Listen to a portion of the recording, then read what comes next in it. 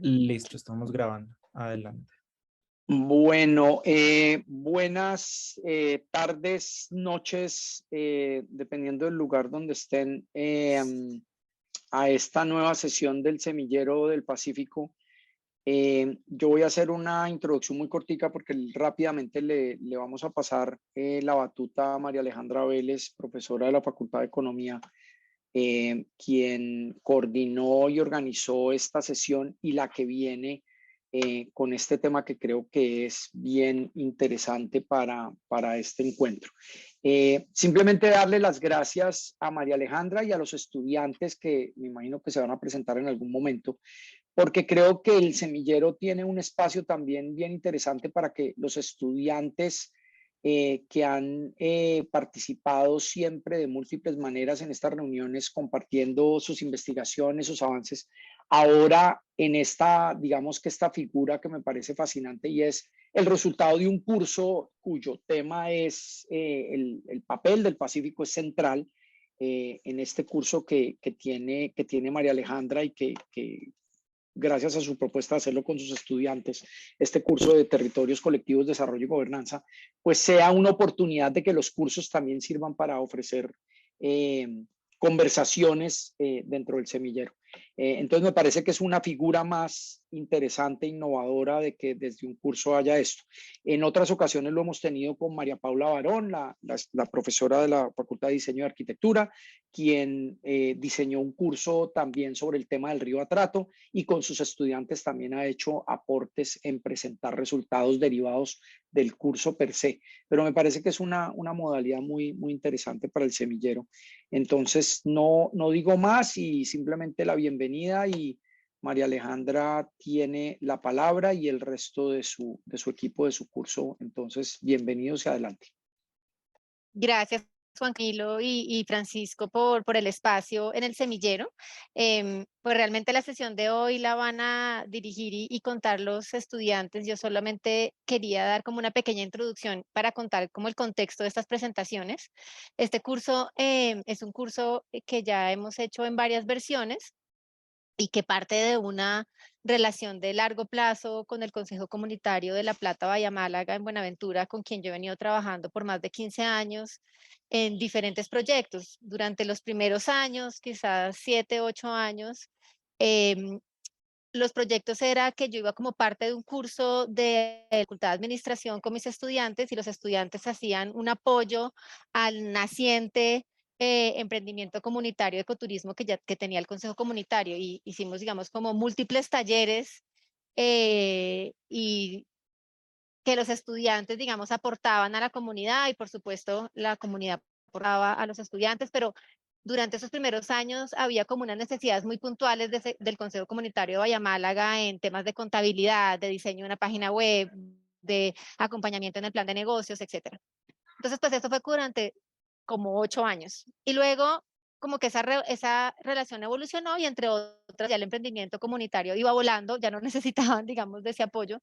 Así que con el líder Santiago Valencia nos hemos inventado otros espacios de colaboración y en eso surgió la idea de este curso y las versiones de este curso, donde básicamente hemos intentado que este curso ocurra en paralelo a la escuela de líderes que tiene el Consejo Comunitario. Entonces, en este curso, estudiantes de la comunidad también participan, aunque, digamos, no inscritos en la universidad, pero participan de las sesiones y hacen proyectos en conjunto con los estudiantes de la universidad.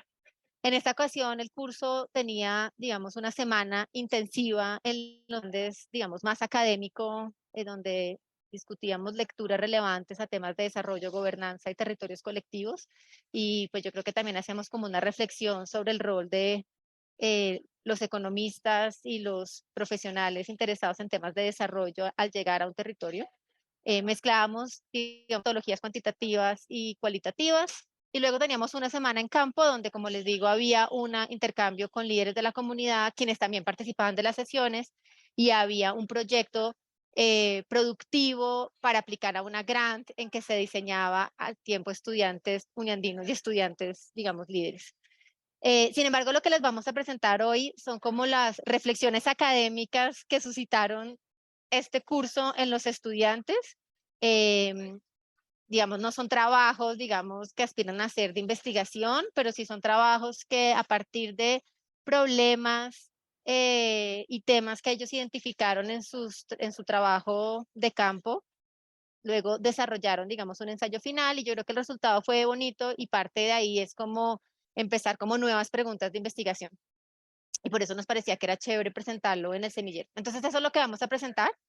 Hoy van a presentar 5 estudiantes y la idea es que la otra sesión presenten otros 5. Entonces, pues no sé, ese es como el contexto, digamos, del curso. Y la idea es que cada estudiante presente 10 minutos como sus reflexiones, aprendizajes sobre el tema que cada uno abordó. Y luego, si les parece, al final y hay espacio y interés, pues podemos hacer como preguntas. Ese es el plan.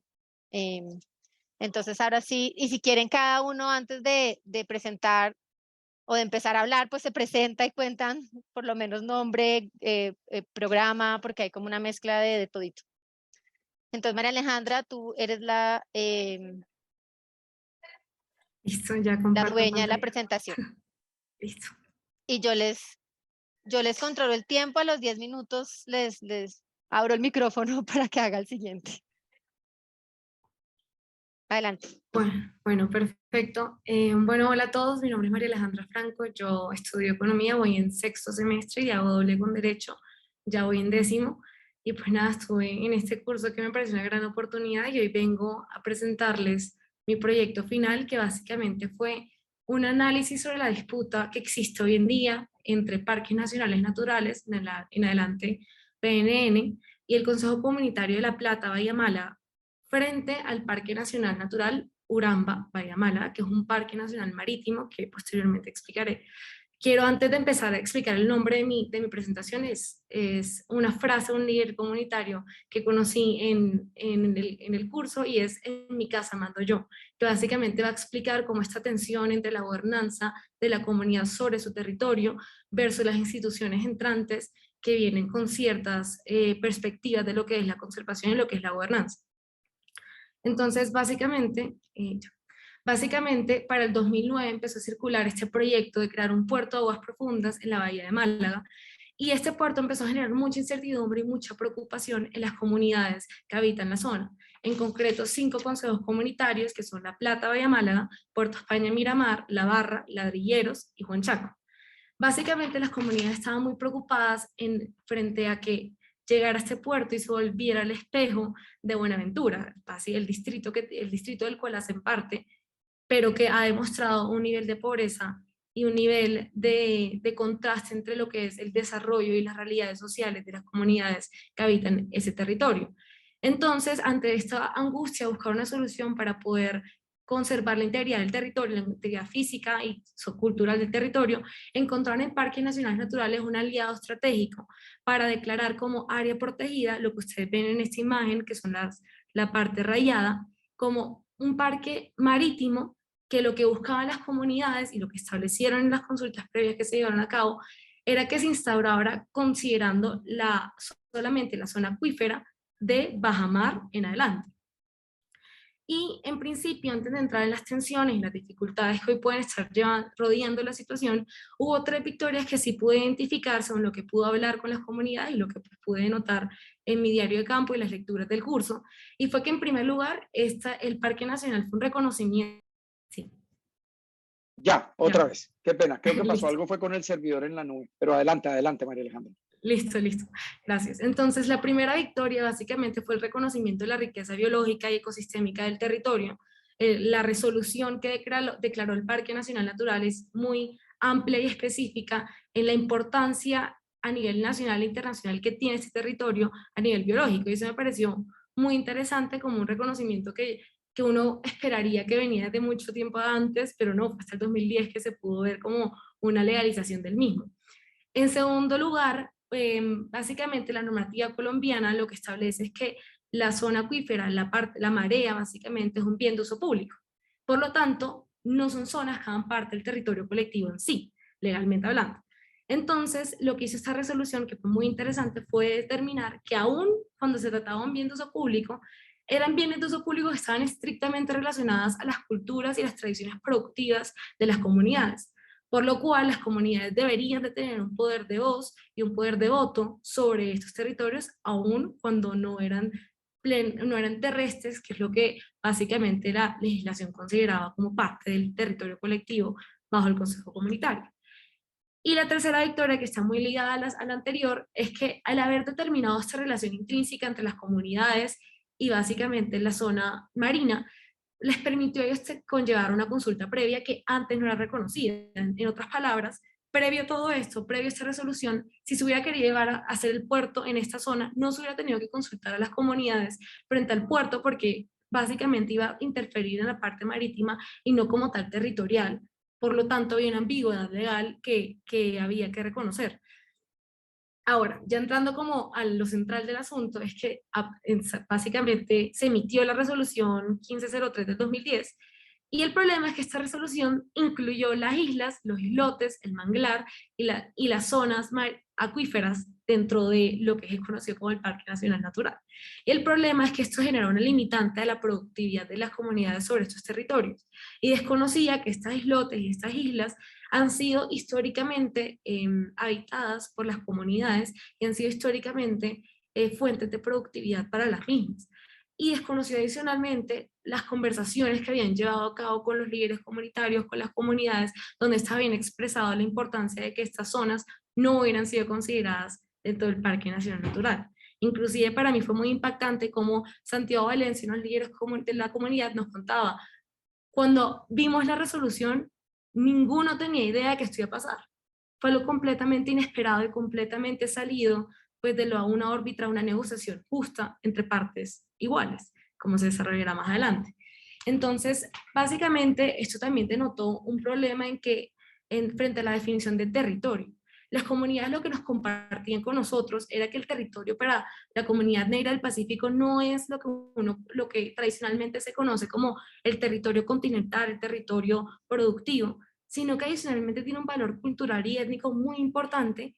Y a mí pues me quedé mucho con este sentido de pertenencia que las comunidades reiteraban frente a los bienes y servicios ecosistémicos, como una sensación de agradecimiento y de gratitud que querían llevar constantemente, aun cuando producían en el territorio. Entonces es una visión de territorio completamente diferente a la que se puede tener como tradicionalmente. Y como les mencionaba ahorita, básicamente esta idea de que el espacio marino no hacía parte del territorio colectivo, hacía referencia a lo que nosotros leíamos en el curso de uno de los autores, es Oslender del 2008, que básicamente lo que decía Oslender es que muchas veces encontramos una lógica administrativista, una lógica institucional o legal, que desconozca las relaciones de las comunidades y desconozca cómo estas pueden ir variando y pueden pues, acoplarse a formas de relacionarse con el territorio diferentes. Y pues un término que para mí me pareció clave para lograr entender cómo esta divergencia entre formas de pensar el territorio fue la gobernanza de los recursos naturales, que es propia de un texto que leímos de Brown en el 2013. Y lo que explica Brown es que básicamente el Estado viene trabajando de una gobernanza convencional. Y la gobernanza convencional, que es burocrática, es centralizada, una burocracia que busca soluciones técnicas y no soluciones políticas ni prácticas. Y la solución en contraposición a la gobernanza convencional es el comanejo adaptativo de los recursos naturales. Entonces, este tiene básicamente dos elementos muy claves, y es que en primer lugar presupone que las partes llegan a negociaciones entre iguales y que por ende están equipados de estructuras de poder equilibradas, y en segundo lugar también prevé instituciones con un marco de acción lo suficientemente amplio, lo suficientemente maleable para poder aprender de los cambios culturales y naturales pues, del territorio. Entonces, es la importancia de que el Estado empiece a entender que pues, la nación, Colombia en sí, el país tiene diferente visión de conservación y de gobernanza de recursos que tienen que ser reconocidas para llegar a políticas públicas o llegar a acciones como la que fue el Parque Nacional Natural, que se acoplen a las realidades de las comunidades en cada uno de los territorios y cada una de las regiones. Entonces, adicionalmente y en línea con lo que voy diciendo, básicamente lo que a mí me dio la impresión era que seguíamos en esta dicotomía que presentó Harding y y Elinor Ostrom, y era que Parques Nacionales Naturales aún se estaba quedando en esta visión de Harding, según la cual la conservación implicaba una abstención absoluta del actuar humano sobre los recursos naturales. Entonces terminaba básicamente implicando que no hubiera ningún tipo de producción, porque esto en sí implicaba, por lo tanto, una afectación directa y desconsiderada del territorio, porque básicamente el pensamiento fundamental o el problema fundamental de lo que decía Harding era que él consideraba que solamente el hecho de que hubiera un recurso de uso común llevaba a la tragedia de los comunes, desconsiderando que aquí encontramos un territorio que está bajo a un régimen de propiedad legalmente establecido, donde la comunidad sí ha sido capaz de establecer sanciones y unas reglas de convivencia importantes que pongan de primero el interés público sobre el interés particular que puede tener cada uno de los habitantes del territorio. Esto es básicamente lo que nos explica Elinor Ostrom posteriormente. Y María Alejandra, un pues, minuto, ¿no?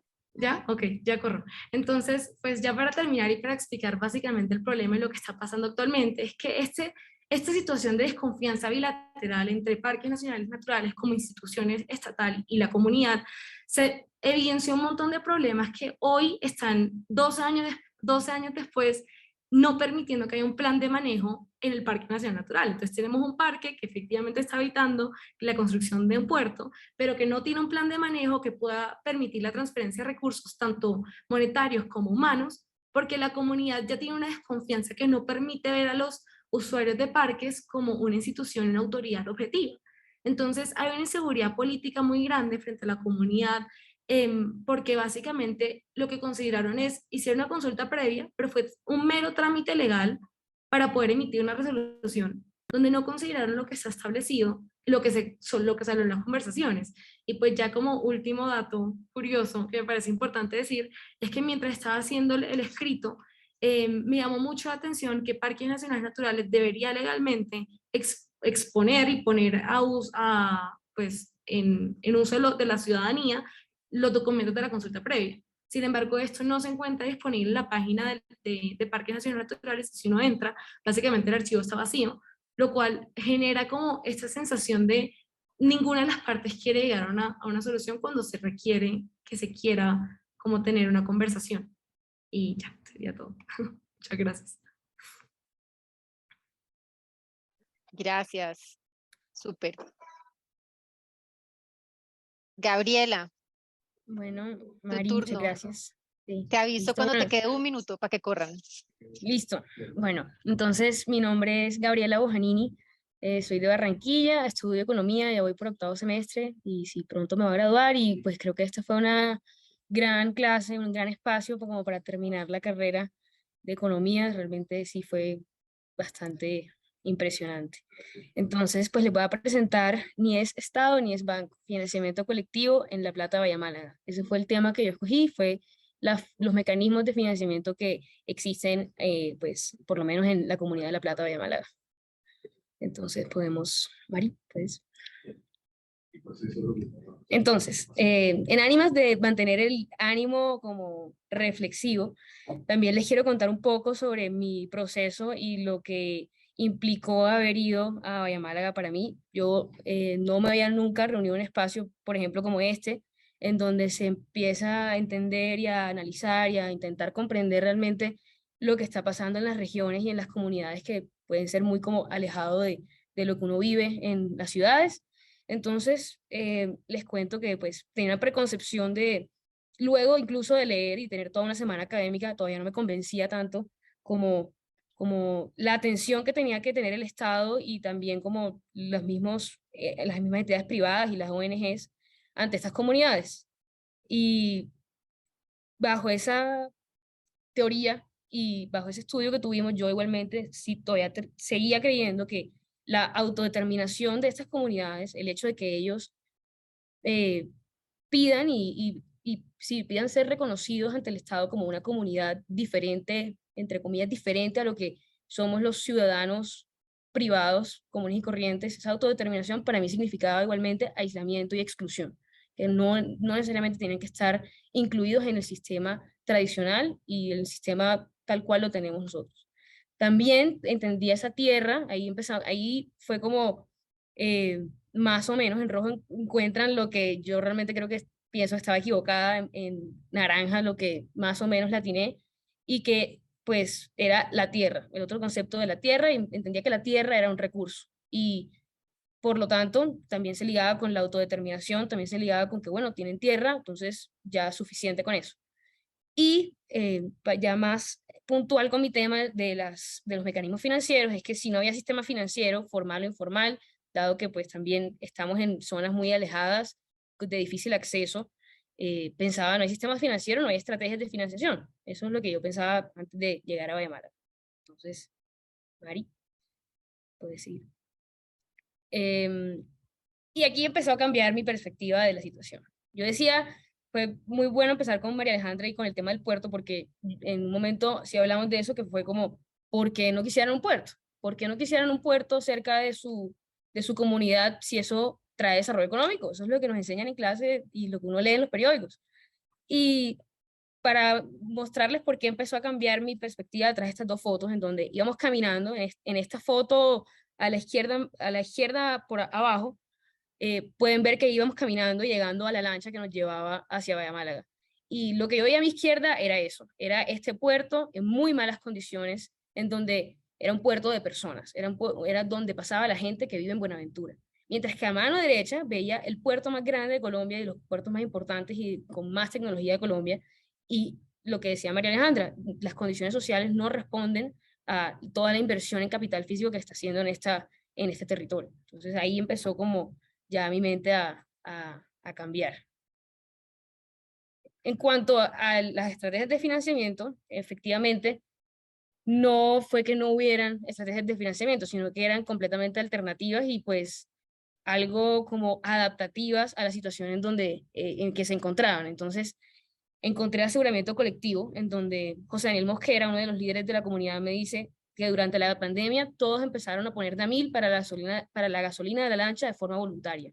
Entonces, no tenían seguro, no había llegado ayuda del Estado y ¿qué les tocó hacer? No estamos recibiendo ingresos, la piangua está bajando, no hay turismo, ¿qué hacemos? Pues necesitamos insumos médicos, necesitamos pues alimentación, necesitamos pues igualmente seguir con las actividades que tenemos aquí en la comunidad, todos pongamos de a 1.000 para la gasolina de lancha.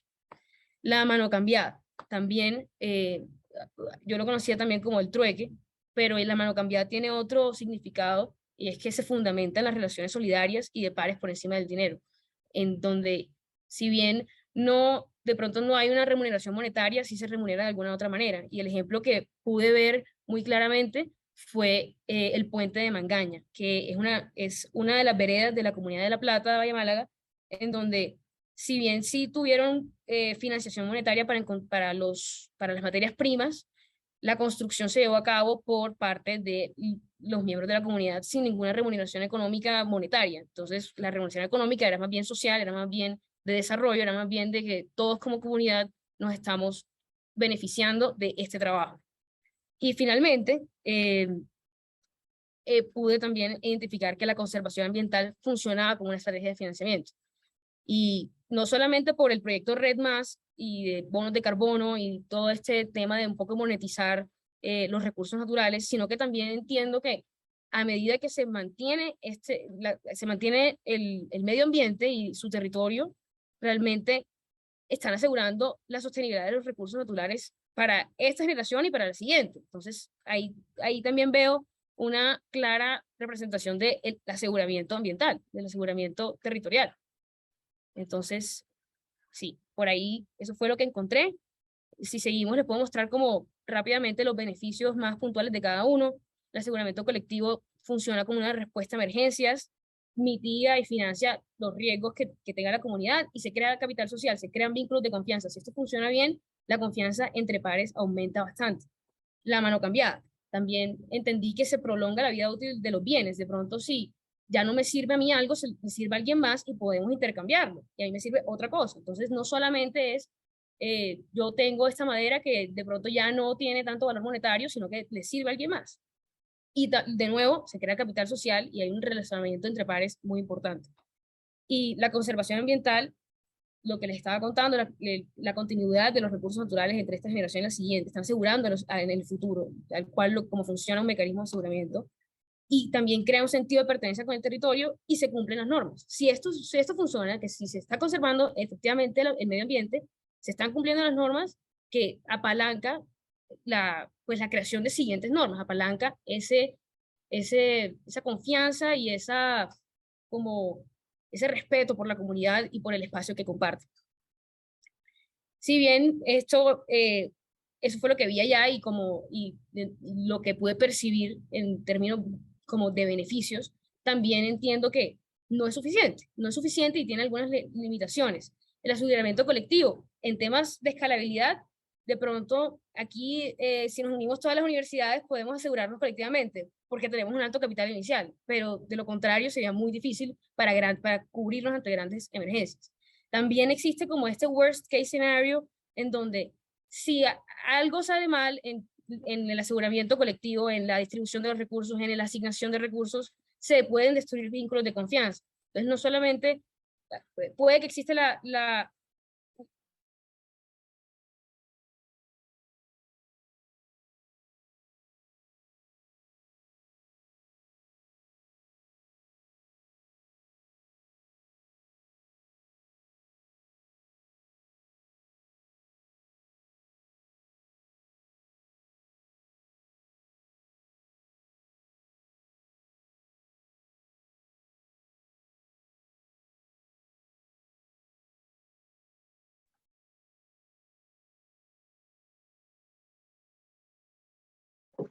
Gaby, creo que tienes el micrófono apagado. audio apagado. Uy, oigan, lo siento, lo siento. Pero bueno, le estaba contando que existe este worst case scenario en donde se pueden destruir.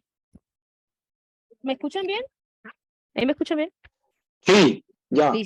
Listo, qué pena. Entonces, si está este worst case scenario en donde se pueden destruir los vínculos de confianza si no se distribuye y se asigna bien. Y en la literatura encontré que, ahorita si quieren les paso los nombres de los autores, se me pasan ahora mismo, pero encuentran que necesitan una fracción mínima de contribuidores para que realmente se lleve a asegurar la comunidad. Y con el aumento demográfico de la comunidad, pues esa fracción mínima también va aumentando y eso puede también ser un reto. En tanto la mano cambiada, pues como que perdemos todos esos beneficios que tiene el dinero, como que es una sola unidad de cuenta, tiene varias unidades de cuenta. También entiendo que existe cierta limitación en cuanto a la complejidad empresarial, en tanto se manejan más insumos, se empieza a complejizar un poco la cadena productiva y sí, la cadena como de consumo. Y también en términos de escalabilidad presenta retos a la hora de pues, llegar a acuerdos entre diferentes personas. Y la conservación ambiental,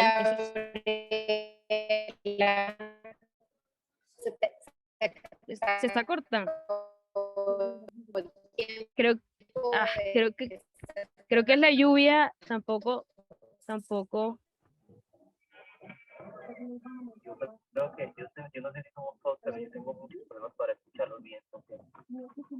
Gaby, yo te escucho bien. Yo creo que es María Alejandra la que se está cortando. Ah, ok. ¿Me escuchan bien, entonces? ¿Sí? ¿Bien? Bueno, ok. Entonces, en cuanto a la conservación ambiental, esto ya lo pude ver más a través de los testimonios de los líderes de la comunidad, y era que pues presentan muchos retos en cuanto a los terceros, individuos, grupos armados, el Estado, como Mari nos estaba contando, a veces la institucionalidad falla en este rubro. También dependen de la tasa de regeneración ambiental después de un choque, pues no siempre va a estar en sus manos que se conserve el medio ambiente.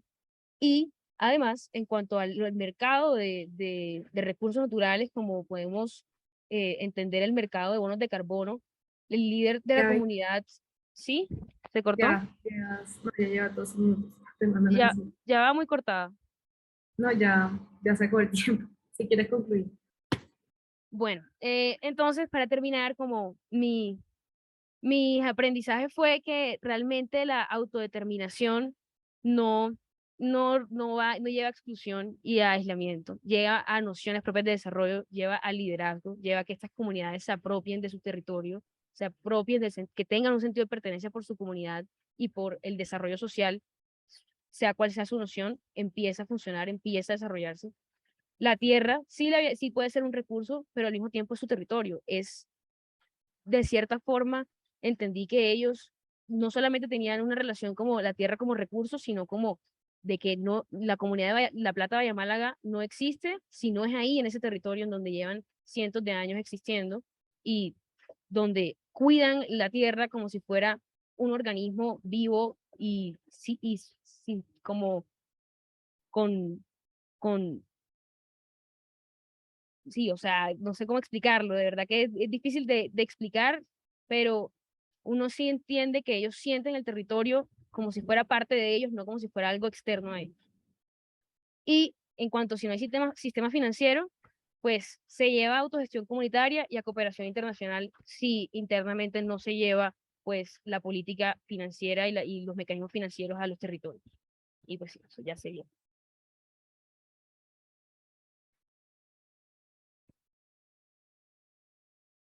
Bueno, sigo yo. Entonces, ¿ya puedo iniciar? Listo. Sí, adelante. Y 10 minutos, Vale, porfa. listo. Entonces, hay un trono acá. Básicamente, yo analicé las externalidades del proyecto Red Más a partir de la experiencia y más un análisis cualitativo de lo que aprendimos, tanto hablando con los líderes, como lo que ellos nos presentaron, como bien del territorio. Siguiente. Bueno, yo soy estudiante de doctorado de economía, estoy en tercer año de doctorado. Bueno, primero, ¿qué es Red Más? Entonces, Red Más es un proyecto en el cual reciben financiamiento a partir de la conservación, básicamente siguiendo la línea de lo que nos decía Gabriela.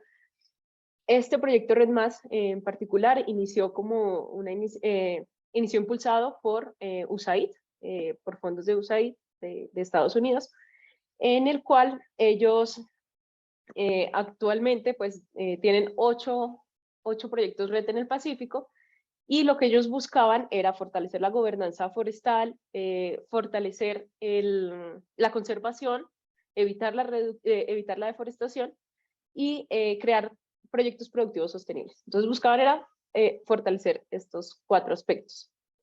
Bueno, actualmente en Colombia hay 14 proyectos red, puedo estar equivocada, con 29 comunidades autónomas y abarcan más de 1 millón de hectáreas. Siguiente.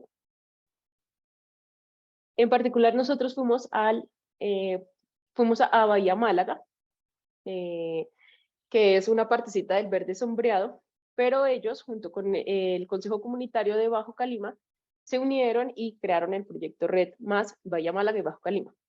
Entonces, este cubre 83.000 hectáreas de bosques y más adelante les voy a contar el momento en el cual inició, pero básicamente los objetivos fueron reducir la tala. Con ello, dado que la tala era uno de esos proyectos productivos, entonces estaban los madereros, tenían que buscar la manera de que los madereros se adaptaran a nuevas actividades productivas. Entonces, buscaron reemplazar los ingresos de los madereros para impulsar diferentes actividades, entre ellos la agricultura, la pesca, el ecoturismo y también emprendimientos propios, la tiendita, etc. También otro de los objetivos pues era, por supuesto, generar también ingresos por conservar, o sea, como generar bonos de carbono y fortalecer la gobernanza dentro de la comunidad, la gobernanza forestal. Para entender un poco más qué son, digamos, cómo pueden financiar, entonces yo creo que sigamos y en la siguiente les explico qué son los bonos de carbono. Bueno, estas son unas imágenes de la experiencia. Como pueden ver en la parte inferior, fuimos al Consejo Comunitario de Bahía Málaga y este puente que se ve en el centro era el puente que nos comentaba Gabriela. Siguiente. Listo. Entonces, el objetivo de Red es conservar, pero ¿cómo pueden financiarse? Ellos, bueno, como pueden ver en la línea de tiempo, en el 2011 ellos inició BioRed, perdón, financiado por USAID. En 2012 ellos presentaron su intención de participar, y en el 2013 como tal ya se formalizó, digamos, el proceso del proyecto RED en estas dos áreas. Para iniciar la cosecha, lo que debían desarrollar era pues ya tener como tal unos planes, diseñar unas maneras en las cuales iban a cambiar las actividades productivas de los madereros, a desarrollar nuevos proyectos productivos sostenibles, en los cuales también tenían que planear cómo iban a vigilar, hacer vigilancia y control en estas áreas. Entonces muchos de los que eran madereros pasaron a hacer salvaguardas. Hubo una transición, digamos, interna en la comunidad para adaptarse más hacia la sostenibilidad. Y pues con el proyecto BioRed obtuvieron los fondos para iniciar ciertos proyectos que los madereros iban adaptándose, o para financiar el pago de los guardabosques. A lo largo de ese trayecto, del 2013 al 2017, que ellos continuaron conservando, reduciendo la deforestación, y en el 2017 empezaron la primera verificación. Entonces verificaron en el área cuántos bonos de CO2 ellos habían capturado o pues generado. Entonces, ¿por qué es importante esto? Porque una fábrica puede emitir CO2, entonces una fábrica, por ejemplo, en Bogotá, entonces ellos tienen que pagar por esa cantidad que emiten de CO2, principalmente el sector de transporte. Entonces, Bombera Bianca, Ecopetrol, ellos deben pagar por esas emisiones de CO2 que están expulsando el medio ambiente, y una de las maneras de hacerlo es pagando pues el impuesto al carbono que tiene Colombia. Otra manera es comprando bonos de carbono. Entonces, implícitamente el impuesto al carbono en Colombia creó al tiempo un mercado de carbono. Y esto no solo ocurre en Colombia, ocurre en muchas partes, en muchos países. A partir del Acuerdo de París, esto se promovió más en otros países. Entonces, en Europa hay una alta demanda de bonos de carbono. Bueno, con esto iba a que ellos hicieron en 2017 la primera verificación de los bonos, de cuánto habían capturado, y ese proceso de verificación fue extenso. Nos contaban que iban en avionetas tomando imágenes, fotos fotos aéreas para mirar un poco la densidad de los árboles. También ellos iban a distintas zonas a medir literalmente los árboles, el grosor de los árboles. También tengo entendido que pusieron algunas cámaras trampa, y entonces así miraban cuánta biodiversidad había. Entonces empezaron a ver jaguares y otro tipo de animales que pues eran difíciles de encontrar. Y la firma externa realizó la verificación, en ese momento no sé cuál ni cómo, realizó la verificación de los bonos, y más o menos hasta el 2020 ya se les firmó, se les estableció cuántos bonos de carbono ellos habían generado. Entonces fue la primera cosecha. Y a partir del 2020 ellos generaron su primera venta de bonos de emisiones de CO2. Este acuerdo del proyecto BioRed dura alrededor de 30 años, entonces los siguientes 20 años ellos continuarán cosechando y verificando, y etc.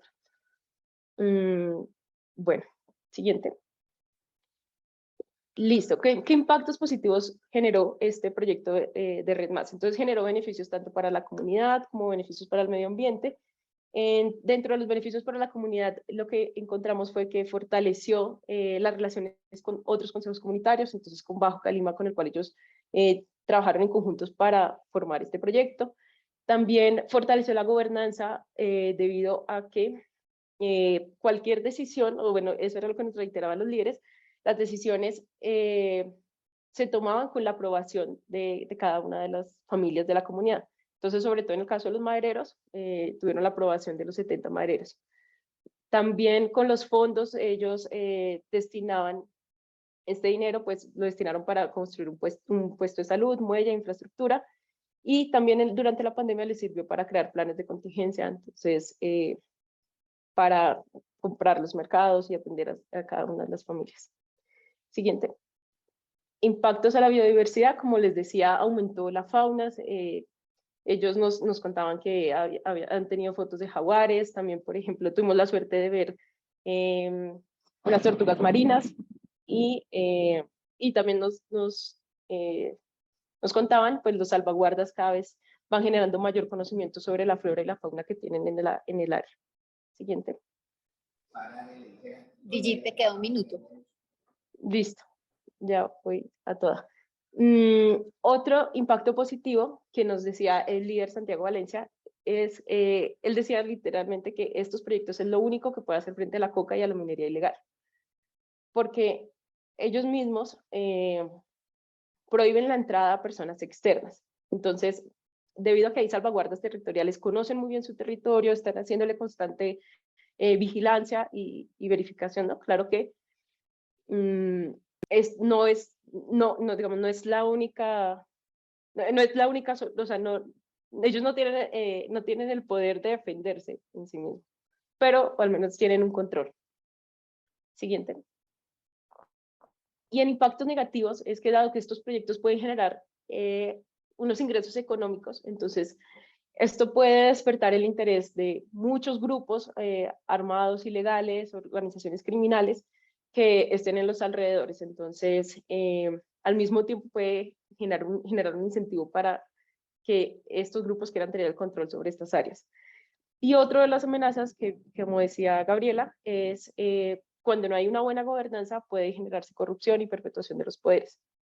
Y ya por último, para finalizar, el último impacto negativo que vemos es no en este proyecto Red Más, sino una amenaza a todos los proyectos Red Más, es que estos proyectos pueden llegar a realizarse de una manera muy desorganizada. Ellos pues trabajaron con BioRed, lo cual fue, digamos, como más organizado, más seguro, pero ahorita este mercado ha traído un montón de especuladores o gente que se aprovecha del desconocimiento que tienen las comunidades para hacer negociaciones y ofrecerles conservar, pero quedándose con una porción muy grande de ese dinero. Bueno, eso era básicamente los impactos. Gracias. Bueno, gracias, Brigitte. Bueno, ahora sigo yo. Mi nombre es Santiago Herrera, soy estudiante de último semestre de Economía y Gobierno. Y mi trabajo se trató sobre educación en el Pacífico. Entonces, bueno, empecemos. En este mapa lo que podemos ver es, aquí en la región de Buenaventura, en la ciudad, cuál es el índice de pobreza multidimensional y el bajo logro educativo. Y como se dan cuenta, pues ambas son altísimas. Nosotros usualmente, y aquí hablo nosotros como los economistas, usualmente observamos la educación como un instrumento para reducir la pobreza. Usualmente las recomendaciones de política pública que lanzamos y las recomendaciones de política pública que muchos han lanzado con respecto al Pacífico es que hay que mejorar los niveles de capital humano en educación, en salud, como una manera de reducir la pobreza.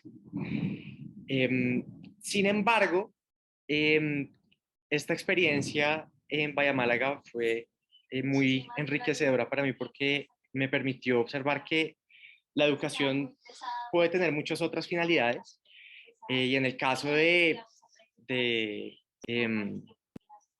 Bahía Málaga, pues así es. Entonces, por favor, sigue. Bueno, más o menos mi pregunta es, pues, ¿cuál es el tipo de educación que reduce la pobreza? Y si es el desarrollo económico y la reducción de la pobreza el único fin deseable de las políticas de educación. Digamos que en el caso de Bahía Málaga no es así, sigue variable, por favor. Y de hecho, mi percepción y la tesis que planteé en el ensayo final que nos tocaba presentar para esta clase es que el contenido de la educación en los territorios colectivos del Pacífico colombiano determinará la supervivencia de estos territorios colectivos como espacios de conservación de la biodiversidad y de creación de futuros para las comunidades negras que los habitan. Entonces, básicamente para mí, digamos que la educación está en el centro de la supervivencia de los territorios colectivos como territorios colectivos. Entonces comencemos un poco por el estado de la educación en los territorios colectivos. Y en particular aquí, generalizando un poco sobre Bahía Málaga. Pues lo primero que observamos y lo primero que manifestaron también algunos de los padres de los niños que estudiaban en Bahía Málaga es que hay una poca infraestructura educativa. En Bahía Málaga llevan varios años pidiendo la construcción y la remodelación de una escuela. Todavía no se ha hecho. Y pues digamos que igual todos los niños, a pesar de, pues son muy pocos, pero de todas maneras es curioso que todos estudian en el mismo espacio. Desde primero hasta quinto de primaria todos estudian en el mismo salón. Y también, digamos que era una cosa de la que se quejaban algunos padres, era como realmente, incluso en el futuro también era como lo que quieren hacer los niños es estudiar, pero realmente no contamos con los recursos necesarios ni con la infraestructura adecuada para proveerles la mejor educación posible.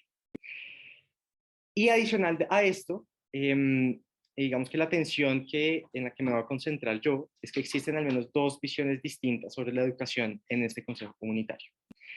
La primera de ellas es la etnoeducación. Para la etnoeducación es un concepto que se refiere a la aplicación de la autodeterminación en estas comunidades en la decisión del tipo de educación que se imparte.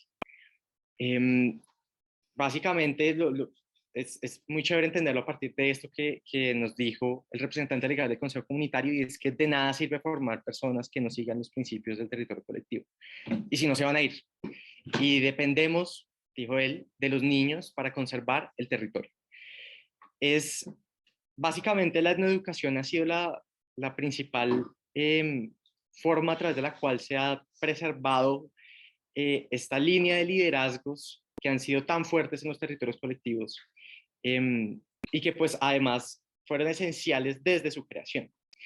Y digamos que en el Consejo Comunitario de Bahía Málaga, esta visión de la educación se sigue manifestando a través de las políticas y de las iniciativas que implementan desde la dirección del Consejo. Básicamente, pues nosotros, y como les contó María Alejandra, pues estuvimos interactuando con una escuela de líderes en donde el propósito de esta educación era formar a otros líderes para que se adueñaran y para que más bien para que sí, se empoderaran y lideraran el proceso de las comunidades. Y pues digamos que nosotros también, sigue Mariale, por favor. Observamos iniciativas como estas que se relacionan un montón con lo que estaba comentando Brigitte ahora sobre Red Más, en donde, por ejemplo, con el dinero que entra de los bonos de carbono se están financiando becas para que ciertos jóvenes asistan a la universidad. Lo que es interesante y donde se vincula esto con la educación es que el requisito para que un joven sea elegible es que debe manifestar primero que tiene que volver al territorio y segundo que también o sea, se está formando como un líder y que va a aplicar todos los conocimientos en el territorio. Y bueno, digamos que esta visión de una educación también es súper compartida por muchos de los jóvenes. Uno de ellos me decía como es el sueño de los jóvenes aquí en Bahía Málaga capacitarnos para gestionar la comunidad. Y un joven fue aún mucho más, sí, lo dijo de una manera que me sorprendió un montón y dijo, pues yo me quiero formar acá porque aquí hoy viviré y probablemente me moriré.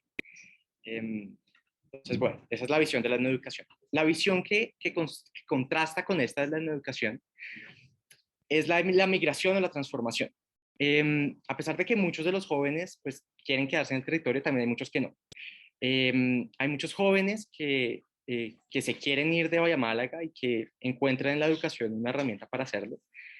Y digamos que esto tiene sentido en la medida en que la educación está vista también como una herramienta para acceder a mejores salarios en otros lugares.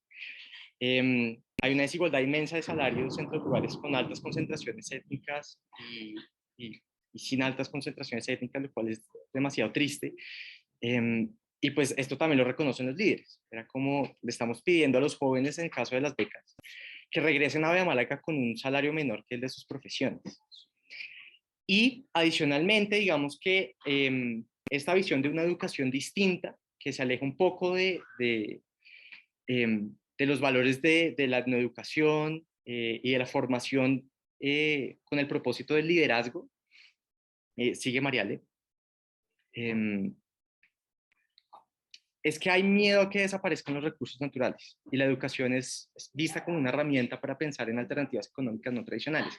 Uno de los líderes nos dijo de una manera muy directa como, vean, lo que pasa es que en unos años no sabemos cuáles, o sea, como nosotros dependemos aquí de los recursos naturales, es nuestra fuente de ingresos y por todo, o sea, también es la herramienta de negociación con el Estado. Y pues si esto desaparece, necesitamos que los niños tengan nuevas iniciativas y nuevas formas de vida. Sigue, María.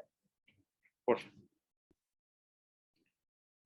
Entonces, bueno, como les dije, la educación ha sido esencial en la formación de los líderes afro y los líderes son esenciales en el éxito de las acciones colectivas. Por ejemplo, sí, en ese paper que cito ahí de María Alejandra, lo que ella probó es que la formación de líderes ha colaborado también a que se ejerza resistencia dentro de los territorios, por ejemplo, ante la entrada de cultivos de coca. Y digamos que son un puente también importantísimo. Sigue Mariale. Y adicionalmente, pues las comunidades han entendido la existencia del territorio,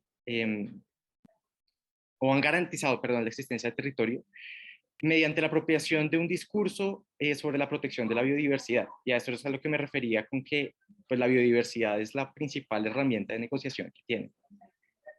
Santiago, te queda un minuto. Listo. Entonces, simplemente para concluir, ambos tipos de educación tienen distintos retos. El primero, como les acabo de mencionar, es que pues, al abandonar la protección de la biodiversidad, las comunidades agotan la principal herramienta de negociación que tienen con actores interesados en la región. Y por su parte, la etnoeducación también implica un montón de retos. Los dos principales es que implica una nueva manera de calificar y que de hecho es algo que reclaman un montón los académicos que vienen de comunidades afro, y es que pues, la manera en que se evalúa está basada en parámetros viejos científicos y que poco se alineen con la manera en que se construye conocimiento dentro de las comunidades negras.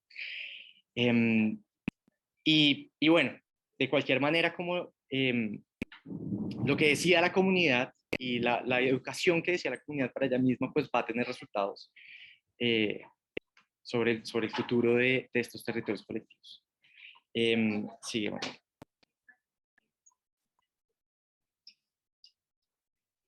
Y pues justamente con ese mensaje era que quería cerrar. Las aspiraciones juveniles, los procesos de líderes y las interacciones con otros actores moldearán el futuro de la educación en los territorios colectivos.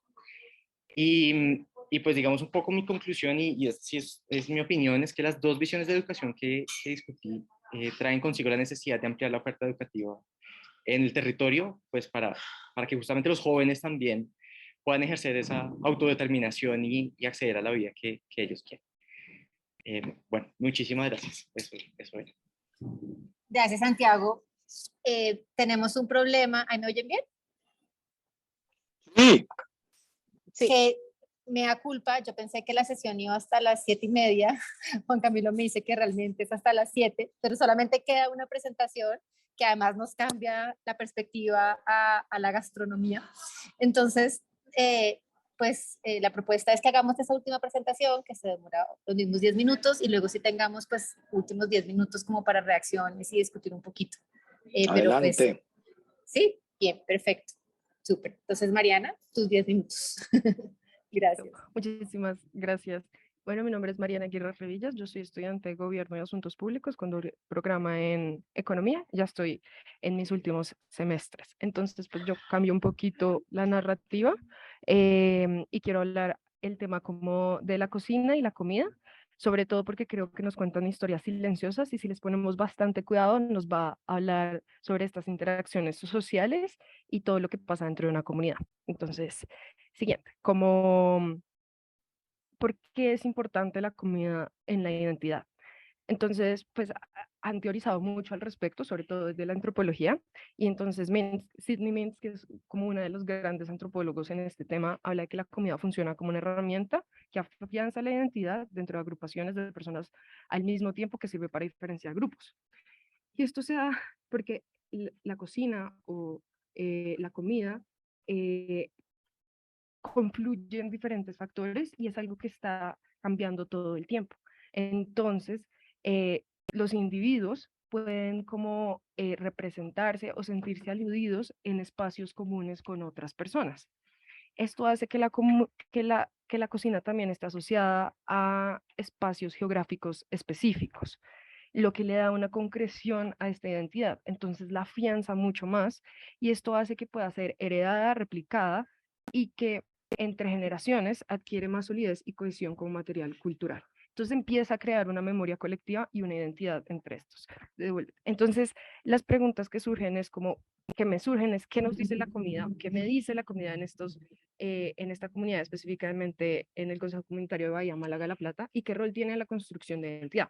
Yo planteé como mi tesis la siguiente: la cocina y la comida pueden considerarse como representaciones de las diferentes interacciones sociales que pueden construir una identidad colectiva que es cambiante gracias a esta exposición a influencias externas.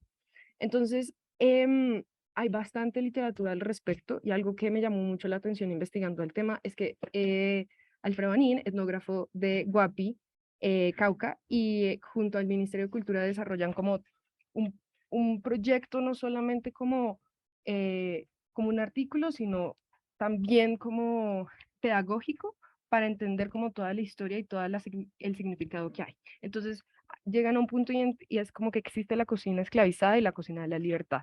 Entonces, cuando llegan las personas esclavizadas de África, tienen que cambiar el modo de preparación de las comidas, porque las hierbas o los utensilios o los insumos que utilizaban allá no existían aquí en América, pero muchos de ellos se trajeron los plátanos. Entonces, con la ayuda de los indígenas, empiezan a utilizar el maíz y con las como introducciones de los españoles, como lo fue la carne, el cerdo, la res, las gallinas, los pollos, empiezan a hacer como toda una construcción de nuevos platos de comida dentro de América.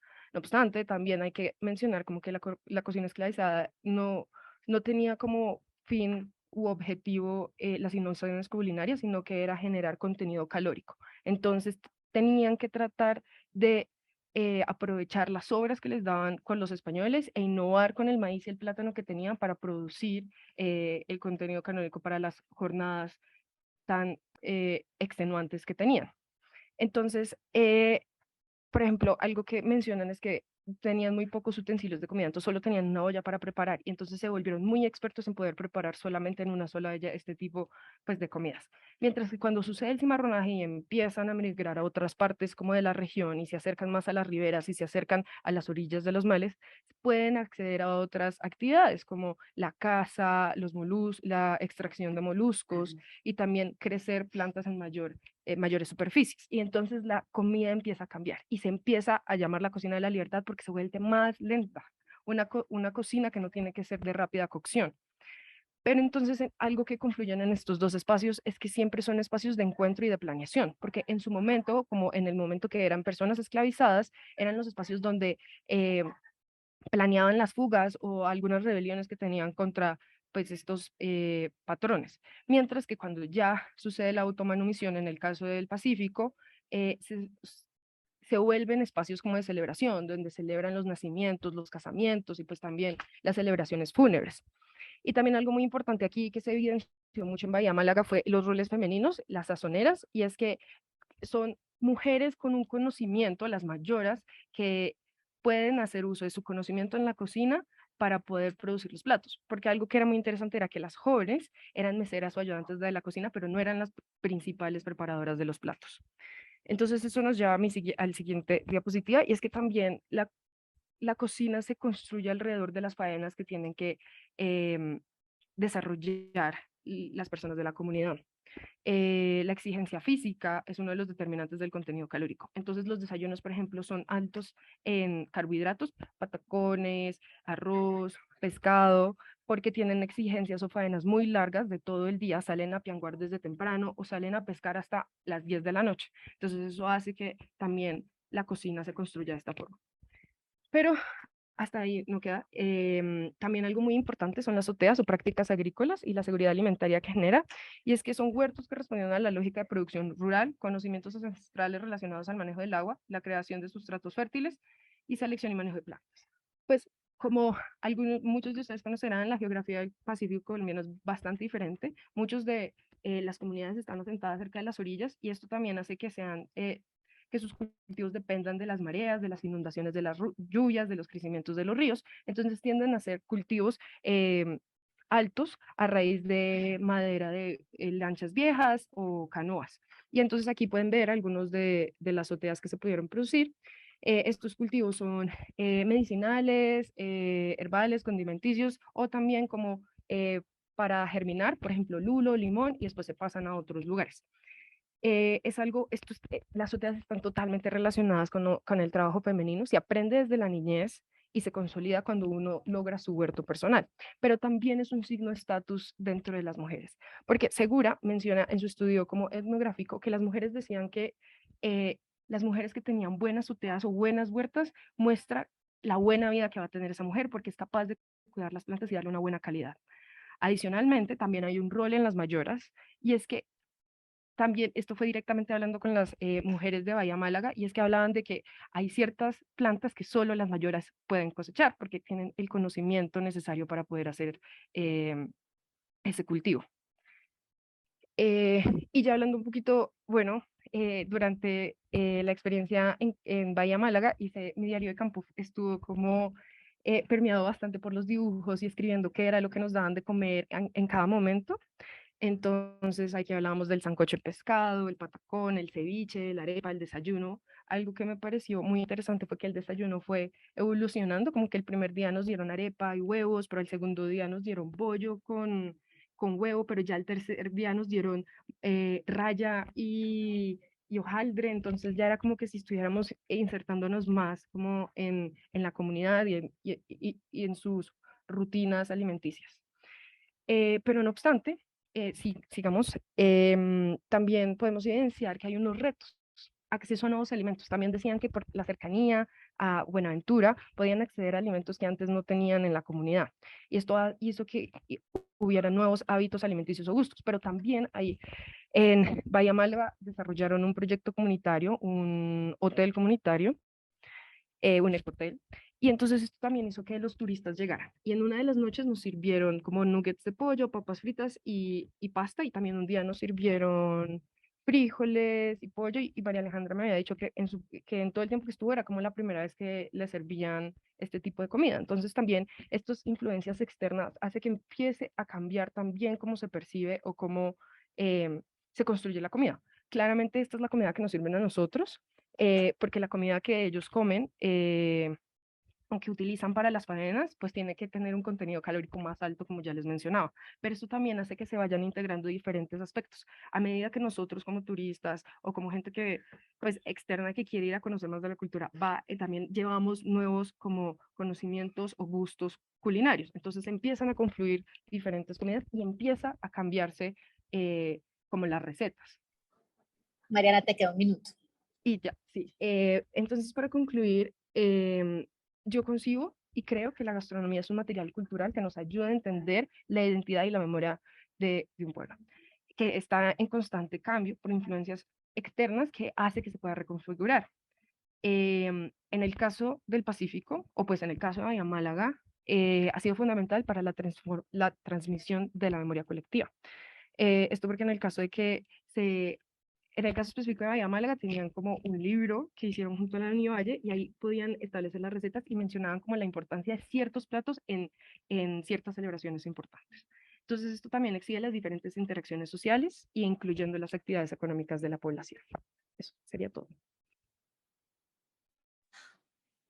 Bueno, gracias Mariana y gracias a todos, a mí como profesora, que un curso que se haya terminado en julio, estamos finales de octubre y todavía sigan reflexionando y con ganas de presentar, pues me parece pues muy bonito y muy importante. No sé, Juan Camilo, abrimos el espacio para reacciones, comentarios. Sé que fue mucha información y fue muy autocontenida, pero pues la idea era como dar un recorrido de las diferentes reflexiones y aprendizajes que esta tanda de estudiantes que quisieron compartir. Sí, no, a mí también me parece muy emocionante oír a los estudiantes de sus reflexiones de lo que pasó ahí y lo que podemos hacer es que si hay preguntas, usen el botón de alzar la mano y yo puedo moderar entonces para dar la palabra rápido si hay preguntas, o en el chat pueden poner la pregunta, y si no les funciona ni el chat ni el botón de alzar la mano, simplemente prendan el micrófono y meten la cucharada, y si no podemos arrancar por ahí. No sé quién tiene una primera pregunta. Si quieren, comienzo yo un poco para romper el hielo. Yo normalmente a los estudiantes de economía y en foros donde hablamos del Pacífico, hablo mucho de cómo tenemos que también pensar con otros lentes de los que normalmente nos formamos en economía o formamos a nuestros estudiantes en economía para complementar la visión de otro territorio. Y yo creo que todos ustedes dieron cuenta de eso. Pero esta vez les voy a voltear la pregunta exactamente al opuesto. ¿Qué de lo que han aprendido como estudiantes de economía creen que les sirvió para ver mejor desde esas herramientas de economista, para ver mejor la realidad del Pacífico? ¿Qué les ayudó de las herramientas de la formación de economía para ver mejor esas realidades? Podemos hablar de un montón de cosas que se complementan con otras perspectivas, pero algo de su formación de economista que les haya llamado la atención, que dirían que les ayudó a tener una mejor lectura de lo que vieron allá en ese ejercicio de ese curso. ¿Alguien quiere lanzarse y contestar?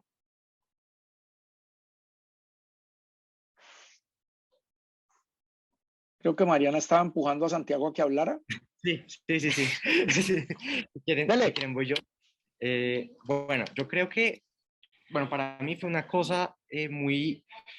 yo creo que hubo dos cosas, así para responder de manera concreta. La primera, yo creo que en economía aprendemos un montón sobre interacciones, ¿no? Sobre nuestras respuestas estratégicas a las acciones de los demás. Y yo creo que en el Pacífico a mí me llamó un montón la atención lo que está pasando con respecto a, por un lado, lo que están haciendo las comunidades del Consejo Comunitario y lo que está pasando por fuera, ¿no? Entonces, por ejemplo, nos decían, y al final todo, o sea, como la interacción tanto entre la comunidad como los agentes externos, determina los resultados de los recursos naturales que se encuentran dentro del territorio. Entonces, era súper triste, por ejemplo, escuchar que sin importar cómo las condiciones y, digamos, como la manera en que interactúan dentro de la comunidad y las reglas que ellos tienen establecidos para cuidar de los recursos naturales, era muy triste ver que, pues, al final, como el nivel, por ejemplo, de la pesca va a determinar de las grandes pesqueras que están 2 kilómetros por fuera del Consejo Comunitario.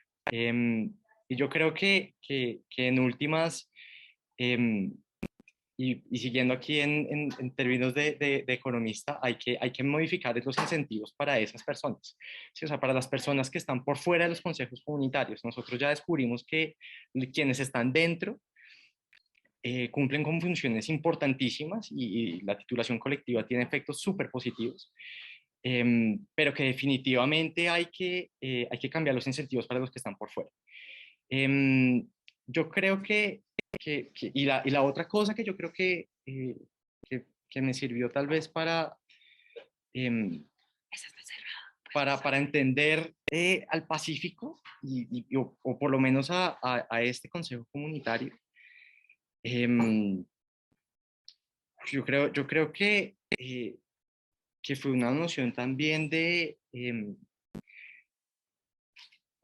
no sé, de tal vez entender cómo funciona un poco la desigualdad. Yo creo que cuando Gabriel hablaba de Buenaventura, para mí sí era impresionante ver lo que sucedía en Buenaventura, pero lo entendía un poco desde la óptica economista, en que pues son las personas que están en el puerto, las que concentran todos los recursos, porque son en últimas las que tienen como el mayor poder económico. Yo siento que esas relaciones de poder políticas también determinan un montón de resultados económicos, y así sucede en Buenaventura. Pero bueno, sí, no sé qué tan buena fue esa respuesta, pero qué tan no, amplia. Me parece Pero- muy enriquecedora, Santiago, gracias. María Alejandra, ¿quería decir algo? Sí, yo quería decir como una de las cosas que aprendí fue lo vi mucho en práctica cuando estamos trabajando con la comunidad para como llenar conjuntamente unos formularios para que ellos pudieran acceder a fondos de una entidad pública, no me acuerdo el nombre, era Pequeñas Donaciones y no me acuerdo bien del fondo cómo se llamaba, pero fue muy interesante porque a mí me tocó el proyecto de niñez y la economía siento que me brindó una forma de estructurar como el problema y buscar una solución.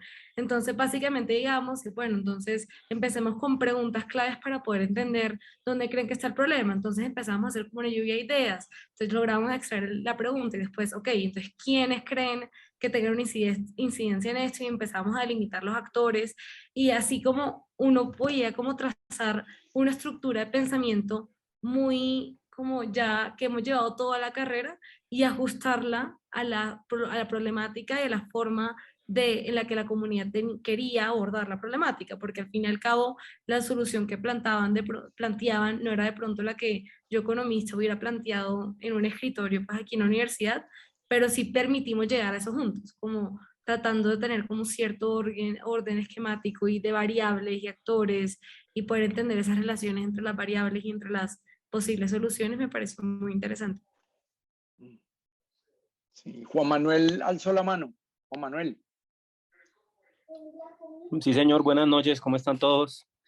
Fue un gusto escucharlos, de verdad, pues muy interesante todos los trabajos que hicieron, sobre todo los temas como muy bien seleccionados.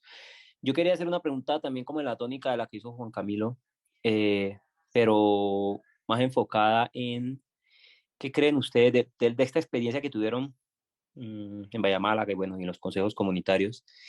¿Qué creen ustedes que le hace falta a las comunidades o qué pueden hacer para mejorar la gobernanza del territorio, digamos, como qué factores identifican ustedes que les pueden ayudar a ellos a mejorar, digamos, la parte que le corresponde a ellos, digo, porque está clarísimo lo que ustedes, como ustedes plantean, como los problemas que hay, sobre todo, pues la influencia de los externos, los intereses que hay sobre los recursos, pero en lo que vieron de ellos, ¿cuáles podrían ser esos factores que ustedes identifican como que les puedan ayudar a mejorar?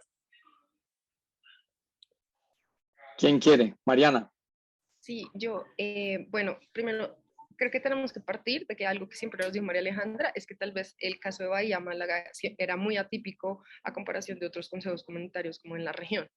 Entonces, pues funciona muy bien a comparación de otros consejos comunitarios, pero algo que sí diría yo que le falta a la gobernanza específicamente en el caso es un poco tal vez fortalecer un poco más temas de inclusión y participación femenina dentro de los espacios de decisión. Y es que creo que a las mujeres en el Consejo de Bahía Málaga les hace falta, y ellas también nos decían como que a veces era muy difícil para ellas participar y poder dar su opinión o poder hacer parte como de las decisiones como importantes. Entonces creo que ahí también radica en algo que se tiene que tener en cuenta y fue algo que también analizamos en la clase y es como que no se puede perder dentro de estas como peleas etnopolíticas también cómo es ser una mujer afrodescendiente en estos espacios y que ellas también tienen una pelea política aparte por el hecho de ser mujeres y que también tienen que tener unos espacios para poder desarrollar su visión, que también es muy importante. Brigitte tiene la palabra. Sí, otra cosa que noté, también muy en línea en lo que decía Mariana, era dentro de los proyectos cuando estábamos trabajando, entonces trabajábamos con distintos líderes, por ejemplo en mi caso todas fueron líderes, mujeres, pero se notaba entre ellas, algunas de pronto tenían como ciertos conocimientos un poco más avanzados que otras, inclusive, o sea, como para por ejemplo, la generación de proyectos, de pronto sí se fortaleciera para que ese conocimiento se distribuya mejor a lo largo pues entre todos los líderes sería muy importante. Entonces, más como la diseminación de información o del conocimiento que han ido adquiriendo de pronto algunos que son líderes. Y me hicieron caer en cuenta que era muy poco como de pronto la participación que notamos, no sé si porque coincidimos con un la semana también de formación de los líderes, que se veían muy pocas personas mayores, o sea, como que la interacción con ellos fue de pronto un poco, fue como baja, entonces quizás como resaltar el papel de ellos sería muy, muy, muy chévere. ¿Y será que la interacción con los mayores pasa en otras instancias? Más si yéndolos a consultar en sus casas y en otro tipo de espacios y no en estos tan formales. Puede ser que hay otras dinámicas en donde se dan esos encuentros, ¿no? Sí, total, es que además esta escuela de liderazgo era para los jóvenes, entonces por definición los líderes mayores no iban a estar ahí, pero pues yo creo que la referencia a los mayores era permanente, ¿no? En todos los espacios, sino que pues yo creo que a ustedes desafortunadamente no les tocó, pero los líderes, en la escuela de líderes era para jóvenes líderes. Entonces, claro. Están alzando la mano por allá. Bueno, yo creo que, o sea, de pronto esto puede ser un poco obvio, pero creo que en este caso sí es bastante, o sea, en el caso ya como más general de los consejos comunitarios, y es que incluso si tenemos de pronto outlier, si lo podemos, o sea, no sé si lo podemos llamar así de todas formas, pero si es un caso muy, muy especial en donde están las cosas funcionando y en donde se ve liderazgo, en donde se ve institucionalidad, en donde se ven vínculos de confianza, capital social, visiones de desarrollo como bien establecidas, de todas formas no hay financiación, de todas formas no está en el sistema general de participación, no resuelve, el líder de la comunidad que vela por esta institucionalidad, por ejemplo, no recibe ninguna ayuda financiera. O sea, y más allá de intervención del Estado, creo que es financiación. De pronto, o sea, que el enfoque diferencial tiene que ir porque esto es pues algo muy distinto a lo que uno vive en las ciudades y en la capital como tal, pero no hay financiación. O sea, finalmente no reciben dinero para el líder de la comunidad y que se dedica a liderar a la comunidad, no tiene realmente un ingreso definido. Sí, ahí hay un reto grande legal, porque acuérdense que los consejos comunitarios y la ley 70, pero el caso de los consejos comunitarios se rige por un sistema legal distinto al de ley pública, llamémoslo así, de los resguardos indígenas. Entonces hay todo un reto legal ahí, además de reglamentar temas de la ley 70 que todavía faltan 30 años después. ¿Alguna otra pregunta? Juan Camilo, quisiera agregar a eso que creo que pronto el sistema de los resguardos indígenas es una gran manera de aprender de los errores de también ese modelo de financiación. O sea, también no creo que debería ser exactamente igual, yo personalmente pues no lo veo, pero sí creo que a partir de ahí se puede hacer un aprendizaje bastante grande en que va a recibir estas comunidades, que es lo que van a recibir realmente, como ciudadanos, como cualquier otro ciudadano. Sí. Se nos ha ido alargando el tiempo porque ya vamos bastante más lejos y tenemos que cerrar, y ya hay gente que tiene otras obligaciones, niños y demás. Juan Manuel tiene a 2 bebés en su casa y está aquí firme en este ejercicio, pero él probablemente tiene allá que trabajar en eso, y pues María Alejandra también, que es mamá. De verdad, muchas gracias. Tenemos una ronda más, pero voy a dejarles una semillita de propuesta a ustedes, muchachos, y es: si estas presentaciones las ponen juntas y las vuelven un borrador, y que junto con las presentaciones que faltan de la siguiente sesión y las circulamos entre otra gente del semillero, incluyendo gente, por ejemplo, los estudiantes de Palante Pacífico de Buenaventura y demás, y que se pudiera pulir y curar todas estas presentaciones y hacer como un documento final. Primero lo podíamos colgar en la página del semillero. A mí me encantaría que lo colgáramos ahí, pero yo estoy seguro que María Alejandra le gustaría la idea de mandarle esto a Santiago y a la gente del Consejo Comunitario allá, porque son aprendizajes de ustedes, de sus reflexiones sobre eso. Pero ojalá pudieran hacer algo más con este ejercicio. O sea, ya le gastaron un tiempo a hacer la reflexión y ponerla combinada, y la podían pulir junto con las que faltan de la próxima sesión, pero a mí sí me parece valioso que en el semillero, en la página del semillero, compartamos eso, y después ojalá ustedes pudieran compartirlo con la gente del Consejo Comunitario. Pero quería dejarles esa idea ahí y ir cerrando porque ya vamos muy pasados de tiempo. Pero darles las gracias de verdad y a nombre del resto de personas que están acá, pues darles un aplauso por este esfuerzo y por la trasnochada, pues porque probablemente tienen muchas cosas y como dijo María Alejandra hace un rato, esto terminó en julio y ustedes todavía están encarretados con eso. Rara vez uno ve estudiantes que después de terminar un curso en julio, en octubre estén pensando en lo que pasó en ese curso. Entonces es una alegría verlos en ese sentido entusiasmados con eso. Entonces de verdad muchas gracias a todos y al resto de participantes, muchas gracias y nos veremos en la próxima entonces. Muchas gracias, Juan Camilo, y a todos por este espacio y a todos por hacer el esfuerzo de esta reunión en octubre y nos vemos en 15 días. Sí, bueno. Chao. Un abrazo a todos. Chao pues. Adiós. Chao. Chao, gracias. Chao, gracias.